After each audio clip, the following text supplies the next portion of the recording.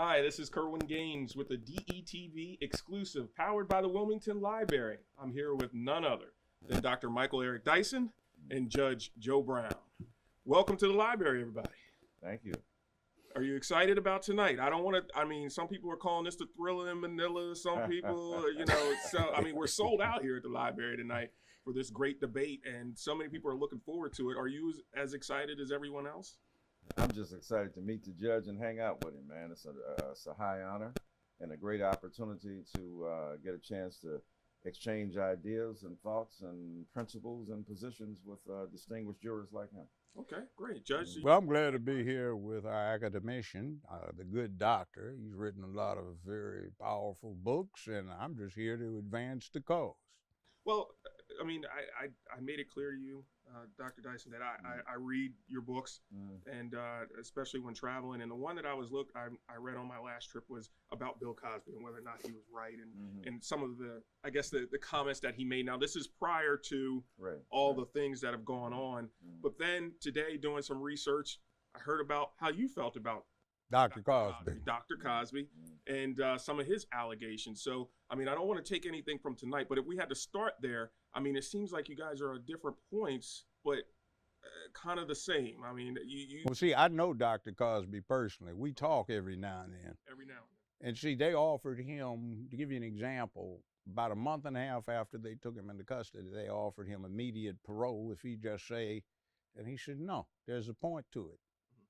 And he went along with that. He said the point needs to be proven. You did something bad, and you don't need to be able to deal with that as a violation of due process. This is for the good of the people. He's always been like that. But you still, you made comments in the past about whether or not the act actually took place, and now that he didn't really have to prove whether or not he did it, but the people that accused him had to prove whether or not the event actually occurred. Beyond reasonable doubt, to a moral certainty. And see, the other thing is, too, you can do their actions, but did you commit a crime? Back in those days, there was this thing, sex, drugs, and rock and roll. Sex, drugs, TV, sex, drugs, football, baseball, basketball.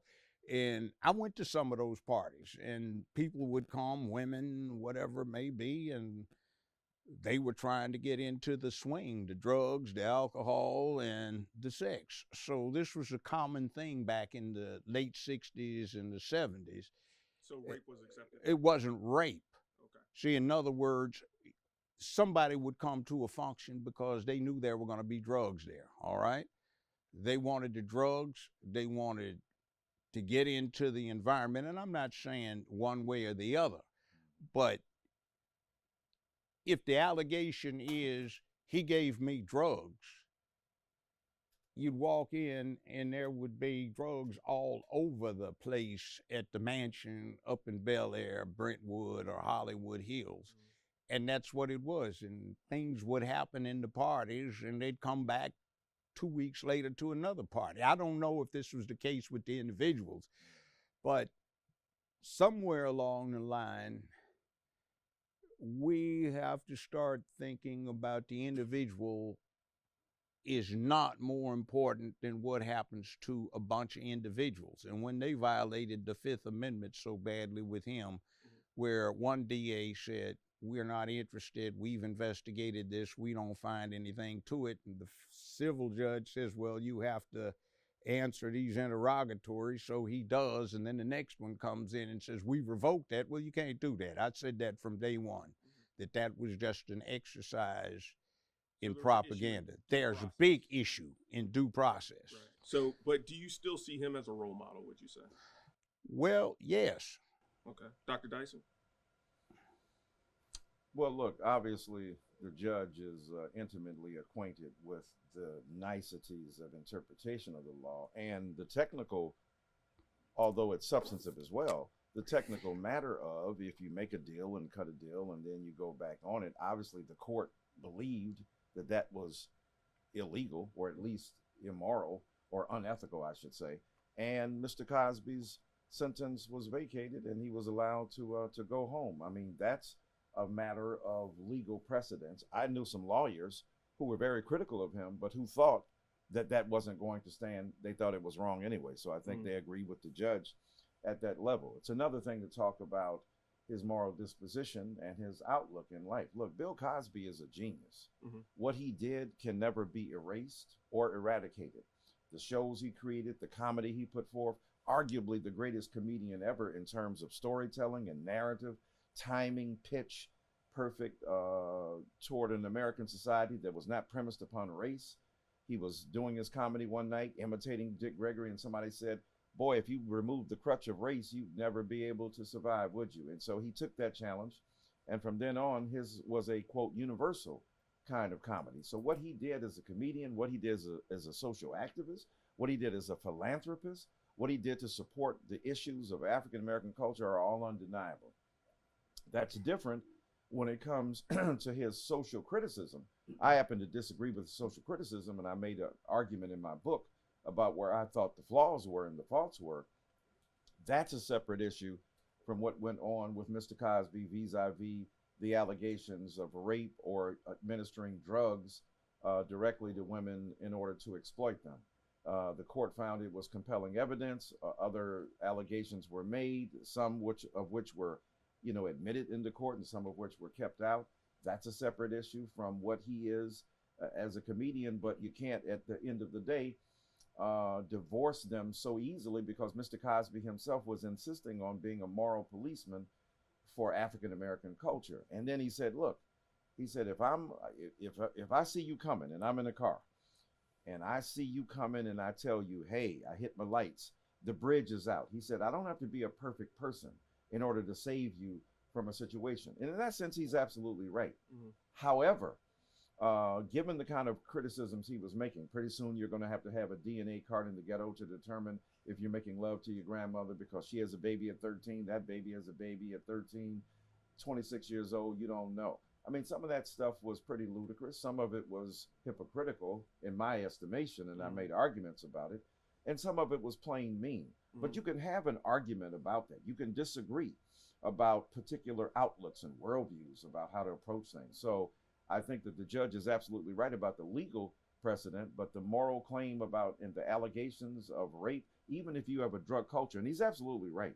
A lot of people haven't brought that up, that the late 60s, early 70s pervaded by. When people say it was a blur, it was truly a blur. I mean, and they're using drugs to have better sex and so on and so forth. All that stuff was going on. So I think that's undeniable. But these are extraordinary charges made in particular fashion about a man deploying drugs for the purposes of denying people consciousness in order, allegedly, to exploit them sexually. That's a whole different matter than the drug culture where everybody was getting down.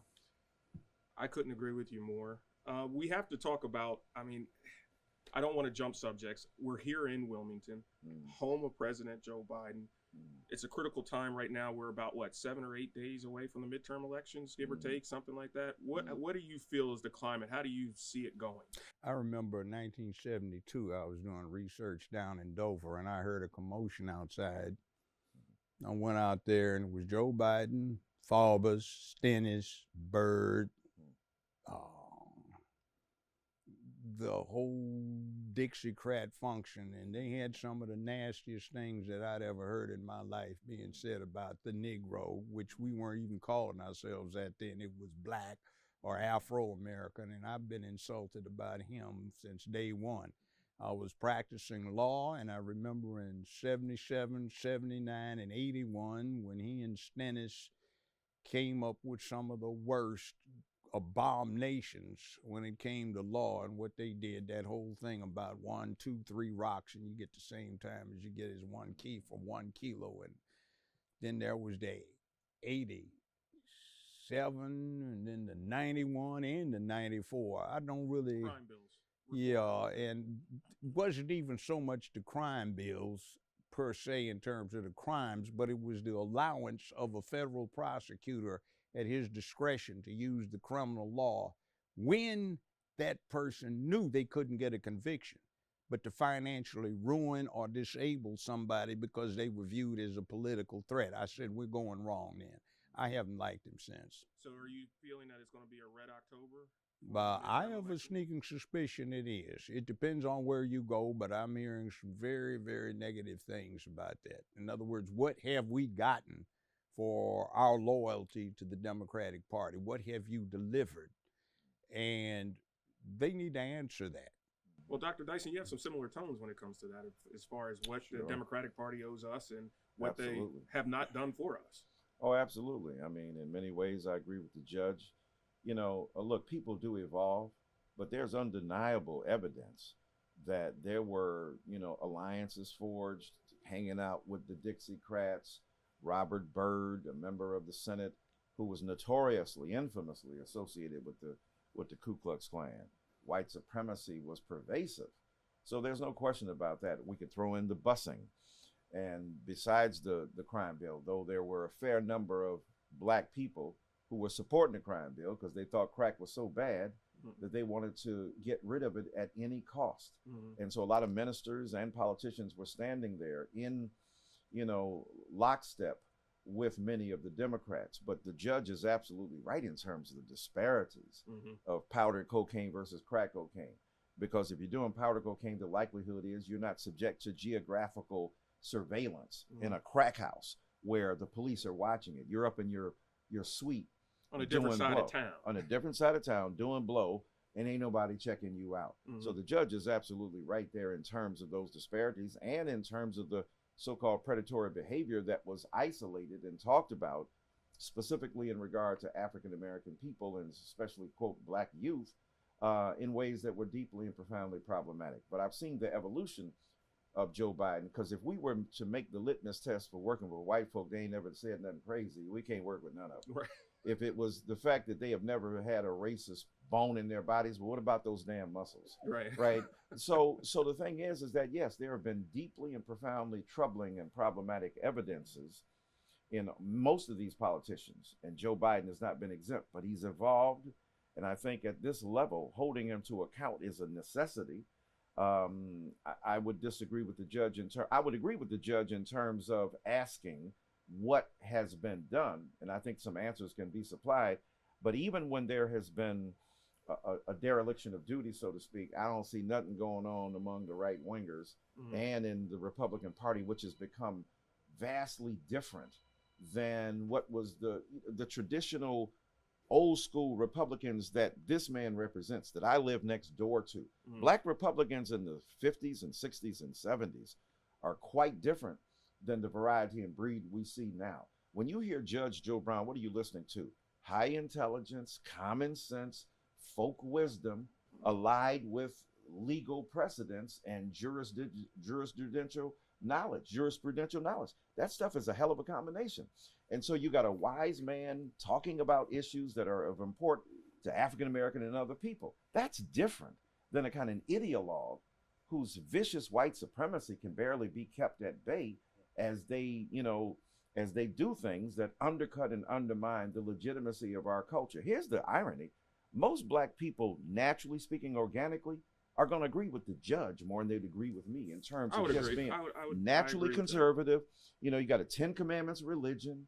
You got people who go to church. They want to see the right thing done. They don't believe in crime. If you do the crime, you do the time, right? And they don't hide their words. They ain't hiding them and so on. But they disagree politically because the same people who, if the Republicans had any lick of sense, would embrace them, figure out ways to recruit them because their numbers would swell. But even those naturally, organically conservative black people look at the politics and go, yeah, they ain't doing a whole bunch to help us out. So we're in a quandary in many ways, but I'm sticking with the Democrats at this point because I think they offer the better chance. Ain't none of them perfect, to be certain. Let me say this. I'm an independent. For most of my life, in fact, all of my life, up until the last few years, I was a Democrat. But one of the things I observed and have taken note of is if you always vote for the same party, no matter what they don't do for you, and you always vote against another party no matter what they do for you, neither party has an incentive to deliver you a thing. Whoa. See, God said, that's the word. That's the word. Judge Joe Brown. So, in other words, every other demographic in this country's history has a habit of occasionally just saying, I don't care whether I have to hold my nose, I'm not voting for the lesser of two evils, is I'm turning you out because you're not delivering anything anymore. And if I vote against you, you'll get the idea when your well runs dry. If I vote for you, even if I hate your guts, It's got nothing personal. You'll say maybe we need to start delivering more. So we need to get into this so we start getting some benefits instead of when we send somebody to D.C., they are surrogates for somebody that doesn't have anything to do with us. And one of my main problems with the Democratic Party is, unlike what had been the case for most of my lifetime when they were the watchdog for the ordinary person against big money and high finance, now they are in the back pocket of high finance. So when you get the Democratic Party, you're not getting anyone who is standing up to say, wait a minute, the ordinary people pay all these taxes. What are they getting out of it? Well, no, I think, look, if you look at AOC, if you look at Bernie, if you look at Elizabeth Warren, they would agree with the judge in terms of how the Democratic Party has veered to neoliberalism and the right wing approach to putting finances and economics above considerations of the ordinary citizen. I suggest that I agree with the judge in terms of the critique and even the logic of not, having all your eggs in one basket. The problem is that I think the Democrats would get the message clearer and more nearly than with the Republicans as they're constituted now, because they don't seem to give a darn about anybody or anything. The way in which the racist bona fides that they express, the kind of racist practices that they're willing to abide. I mean, under Donald Trump, under Ron DeSantis, under a whole bunch of people, it's very disturbing to me. So while ideally, I think the judge is right, you don't ever want to just give it up at the very beginning, because people know and can predict what you're going to do and how you're going to do it. The problem is the alternatives, unless we're talking about moving to the left. But even there, in terms of practical application of party politics that can get some folk elected. So we're in a real quandary. Well, I don't want to waste any more of this. This was just a warm up for the big bout that's coming up. The judge has spoken. He swung the gavel. But we'd like to thank you. Welcome to Wilmington. Welcome to Delaware again. We hope that you have a better experience than what you had back in the. Well, I've been here quite a few times since. Okay. In fact, I had a former sister-in-law who was an executive vice president with DuPont. Good sister from the Memphis area, but she's retired, so here's what it is. Well, I look forward to the debate tonight. I hope you look forward to the debate tonight right here on DETV at the Wilmington